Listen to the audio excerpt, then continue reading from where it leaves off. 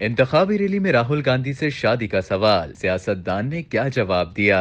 بھارت میں سلمان خان کے بعد اگر کوئی موسٹ ایلیجیبل بیچلر ہے تو وہ ہے سیاستدان راہل گاندھی۔ دبنگ خان کی طرح راہل گاندھی سے بھی ہر خصوصی موقع پر یہی سوال پوچھا جاتا ہے کہ وہ آخر شادی کب کریں گے۔ سیاستدان کے لیے سب سے خاص موقع عام انتخابات ہی ہوتا ہے۔ اس وقت بھی ملک میں مرحلہ وار عام انتخابات کا سلسلہ جاری ہے۔ انتخابی مہم کے دوران ایک بار پھر راہل گاندھی کی شادی کا ذکر آ ہی گیا۔ 7 مراحل پر مشتمل یہ انتخابات جون میں پائے تکمیل تک پہنچیں گے۔ انتخابی ریلیوں میں سیاسی نعرے، وعدے اور طرح طرح کے تنازعات تو سامنے آ رہے ہیں، لیکن کانگریس کی ایک ریلی میں پارٹی رہنما راہل گاندھی کی شادی کا ذکر بھی چھڑ گیا۔ انتخابات میں رائے بریلی سے کانگریس کے امیدوار راہل گاندھی نے اتر پردیش کے حلقے میں انتخابی ریلی کے دوران پرجوش انداز میں تقریر کی۔ تقریر کے اختتام پر انہوں نے لوگوں سے پوچھا کیا سوال ہے، تو ہجوم کی جانب سے ان سے سوال کیا گیا کہ وہ شادی کب کرنے کا ارادہ رکھتے ہیں۔ شادی کے سوال پر 53 سالہ راہل گاندھی نے مسکراتے ہوئے جواب دیا کہ اب جلدی ہی کرنی پڑے گی۔ اس سے قبل 2023 کے ایک انٹرویو میں کانگریس کے رہنما